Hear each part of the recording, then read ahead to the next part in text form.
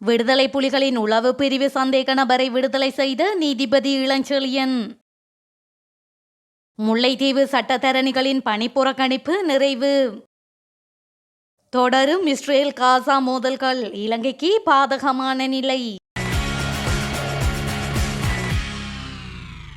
தமிழீழ விடுதலை புலி உளவு பிரிவை சேர்ந்ததாக கூறப்படும் சந்தேக நபருக்கு எதிராக தாக்கல் செய்யப்பட்ட கொலை குற்றச்சாட்டு வழக்கில் கொலை குற்றச்சாட்டு நிரூபிக்கப்படாததால் வழக்கில் இருந்து அவரை விடுதலை செய்து மேல் நீதிமன்ற நீதிபதி இளஞ்செழியன் தீர்ப்பளித்துள்ளார்.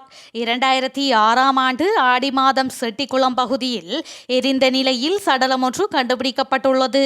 சம்பவம் தொடர்பில் சந்தேகத்தின் அடிப்படையில் எதிரியை கைது செய்ததாக அவரை கைது செய்த போலீஸ் உத்தியோகத்தர் நீதிமன்றில் சாட்சியம் அளித்திருந்தார்.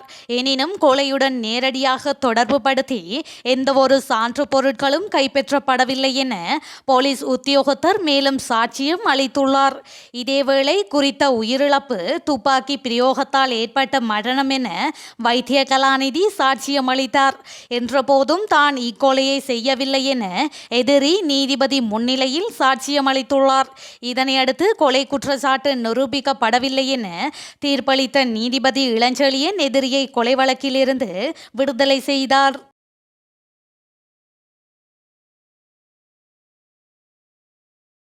ஸ்ரீலங்காவின் அரச கட்டமைப்புக்குள் சிங்கள பௌத்த ஆதிக்கவாதம் ஆழமாக வேரூன்றியுள்ளதாக இலங்கையில் சமத்துவம் மற்றும் நிவாரணத்திற்கான பேள் எனும் மக்கள் அமைப்பு சுட்டிக்காட்டியுள்ளது. மட்டக்களப்பில் அண்மையில் முன்னெடுக்கப்பட்ட ஆர்ப்பாட்டத்தின் போது தமிழ் ஆர்ப்பாட்டக்காரர்களையும் பௌத்த மதகுருவையும் ஸ்ரீலங்கா காவல்துறையினர் நடத்திய விதங்களுக்கிடையிலான வித்தியாசம் இதற்கு சிறந்த உதாரணம் என அமைப்பு வெளியிட்டுள்ள அறிக்கையில் குறிப்பிட்டுள்ளது. நில ஆக்கிரமிப்பு மற்றும் வலிந்து காணாமல் ஆக்கப்பட்டோர் தொடர்பான விவரங்களை முன்வைத்து அண்மையில் மட்டக்களப்பில் அமைதியான முறையில் ஆர்ப்பாட்டங்களில் ஈடுபட்டவர்கள் மீது காவல்துறையினர் தாக்குதல்களை மேற்கொண்டிருந்தனர். எனினும் மட்டக்களப்பு மங்களராமய விகாரையின் விகாராதிபதி அம்பிட்டிய சுமணரத்ன தேரர் முன்னெடுத்த ஆர்ப்பாட்டத்தின் போது அவருடனும் அவரது ஆதரவாளர்களுடனும் காவல்துறையினர் மிகவும் அமைதியான முறையில் பேச்சுக்களை முன்னெடுத்ததாக இலங்கையில் சமத்துவம் மற்றும் நிவாரணத்திற்கான பேள் எனும் மக்கள் அமைப்பு கூறியுள்ளது.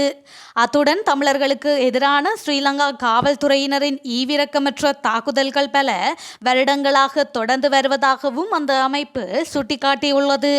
தமிழ் மக்கள் ஆர்ப்பாட்டத்திற்கான தங்கள் உரிமையை பயன்படுத்துவதில் பல தடைகளை எதிர்நோக்கியுள்ளதாகவும் இதில் காவல்துறையினர் பிரதான பங்கு வகிப்பதாகவும் பேள் அமைப்பு குறிப்பிட்டுள்ளது.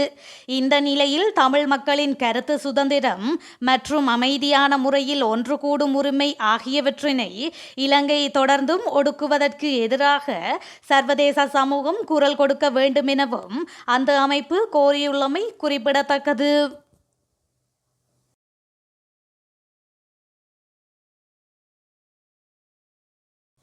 முல்லைத்தீவு நீதிபதி டி சரவணராஜாவிற்கு இழைக்கப்பட்ட அநீதிக்கு எதிராக முல்லைத்தீவு சட்டத்தரணிகள் சங்கத்தினால் ஆரம்பிக்கப்பட்ட காலவரையறையின்றிய தொடர் பணிப்புறக்கணிப்பு நடவடிக்கை கைவிடப்பட்டுள்ளது.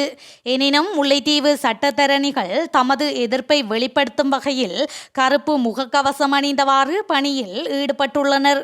முல்லைத்தீவு குருந்தூர் மலை வழக்கில் முல்லைத்தீவு மாவட்ட நீதிபதி டி சரவணராஜா வழங்கிய தீர்ப்பினை தொடர்ந்து அச்சுறுத்தல் மற்றும் அழுத்தங்கள் காரணமாக அவர் தனது பதவியிலிருந்து விலகி நாட்டை விட்டு வெளியேறியிருந்தார். இந்த சம்பவத்தை தொடர்ந்து நீதிபதிக்கு நீதி வேண்டி தாயகத்தின் பல பகுதிகளிலும் எதிர்ப்புகள் வெளியிடப்பட்டிருந்தன. இந்த நிலையில் நீதித்துறைக்கு இழைக்கப்பட்ட அநீதிக்கு எதிராக முல்லைத்தீவு சட்டத்தரணிகள் சங்கத்தினால் 2ஆம் திகதி காலவரையறையின்றிய தொடர் பணிப்புறக்கணிப்பு நடவடிக்கைகள் ஆரம்பிக்கப்பட்டிருந்தன. இதனால் நீதிமன்ற நடவடிக்கைகள் பாதிக்கப்பட்டிருந்தன. இவ்வாறான நிலையில் நேற்றைய தினம் நீதித்துறையின் சுதந்திரத்தை உறுதிப்படுத்த கோரி உயர் நீதிமன்றம் முன்பாக சட்டத்தரணிகளினால் போராட்டம் மேற்கொள்ளப்பட்டதை அடுத்து இன்று முதல் தமது பணிப்புறக்கணிப்பு நடவடிக்கையை கைவிட்டு அவர்கள் பணிகளுக்கு திரும்பியுள்ளனர். தமது எதிர்ப்பை வெளிப்படுத்தும் வகையில் கருப்பு முகக்கவசம் அணிந்தவாறு பணியில் ஈடுபட்டுள்ளமையும் குறிப்பிடத்தக்கது.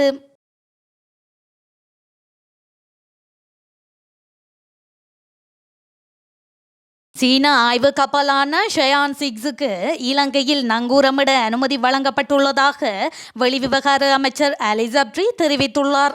ஊடகம் ஒன்றின் அரசியல் நிகழ்ச்சியில் பங்கேற்ற அவர், அக்டோபரில் சீன கப்பல் துறைமுக அழைப்பை நாடிய போதிலும் நவம்பரில் சீன கப்பலை நங்கூரமிடுவதற்கு இலங்கை அரசாங்கம் அனுமதித்துள்ளது என்று அவர் மேலும் குறிப்பிட்டுள்ளார். இது வரும் விஜயமல்ல என்று குறிப்பிட்ட வெளிவிவகார அமைச்சர், கப்பல் நாட்டில் நங்கூரமிடும் போது தேவையான அனைத்து வசதிகளையும் வழங்க தயாராக இருக்க வேண்டும் என்றும் அவர் கூறியுள்ளார்.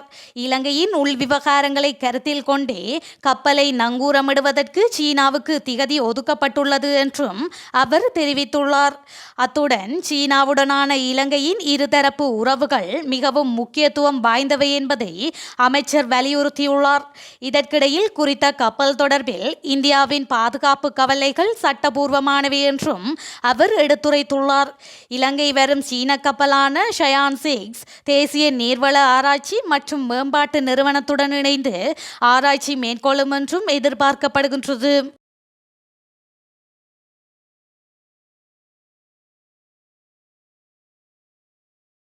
இஸ்ரேலுக்கும் பாலஸ்தீனத்திற்கும் இடையில் நிலவும் மோதல்கள் காரணமாக எரிபொருளின் விலையில் நீண்டகால அதிகரிப்பு ஏற்பட வாய்ப்புகள் உள்ளதாக ஜனாதிபதி ரணில் விக்ரமசிங்க தெரிவித்துள்ளார். இது இலங்கை உள்ளிட்ட வளரும் நாடுகளின் பொருளாதாரத்தில் பாதகமான விளைவுகளை ஏற்படுத்தும் என்றும் ஜனாதிபதி குறிப்பிட்டுள்ளார். நேற்றைய தினம் இடம்பெற்ற அமைச்சரவை கூட்டத்தில் உரையாற்றும் போதே அவர் இதனை தெரிவித்துள்ளார். தொடர்ந்தும் தெரிவிக்கையில், இஸ்ரேல் காசா மோதல்கள் காரணமாக உலகளாவிய எரிபொருள் விலையில் கடுமையான தாக்கம் ஏற்படும். எனவே ஆப்பிரிக்க ஒன்றியத்தின் பரிந்துரையின்படி இந்த மோதலை உடனடியாக நிறுத்த வேண்டும். தொடர்ந்தும் இடம்பெற்று வரும் இந்த மோதல்கள் காரணமாக எரிபொருளின் விலையில் நீண்டகால அதிகரிப்பு ஏற்படுவதற்கான சாத்தியக்கூறுகள் காணப்படுகின்றன. இது இலங்கை உள்ளிட்ட அபிவிருத்தி அடைந்து வரும் நாடுகளின் பொருளாதாரத்தில் பாதகமான விளைவுகளை ஏற்படுத்தும் என்றும் அவர் மேலும் தெரிவித்துள்ளார்.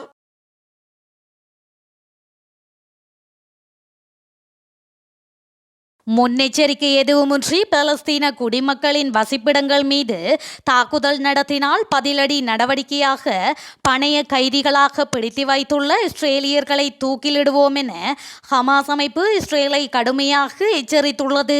ஹமாஸ் ஆயுத பிரிவு செய்தி தொடர்பாளர் அபு உபைடா இது தொடர்பாக தெரிவிக்கையில், இஸ்ரேலிய கைதிகளை பாதுகாப்பாகவும் ஆரோக்கியமாகவும் வைத்திருப்பதன் மூலம் இஸ்லாமிய அறிவுறுத்தல்களின்படி செயல்படுவதாக கூறினார். இஸ்ரேலின் தீவிரமான குண்டுவீச்சு மற்றும் பொதுமக்களை எச்சரிக்காமல் அவர்களின் வசிப்பிடங்கள் மீது வான்வழி தாக்குதல்கள் நடத்துவதாக கூறிய அவர், அதனை நிறுத்தாவிட்டால் இஸ்ரேல் பணைய கைதிகளை தூக்கிலிடத் தொடங்குவோம் என எச்சரித்துள்ளார். இதனிடையே சனிக்கிழமையன்று ஹமாஸ் போராளிகள் இஸ்ரேலுக்குள் ஊடுருவிய பின்னர் டசின் கணக்கான இஸ்ரேலியர்கள் காசாவில் சிறையிடப்பட்டிருப்பதாக இஸ்ரேலிய அரசாங்கம் நம்புகின்றது. தென்னிலங்கையில் இடம்பெறும் பல வன்முறை செயல்களுக்கு பின்னணியில் முன்னாள் ஜனாதிபதி கோட்டாபய ராஜபக்ஷ தலைமையிலான குழுவினரே செயற்பட்டதாக முன்னாள் இராணுவ தளபதி ஃபீல்டு மார்ஷல் சரத் பொன்சேகா தெரிவித்துள்ளார்.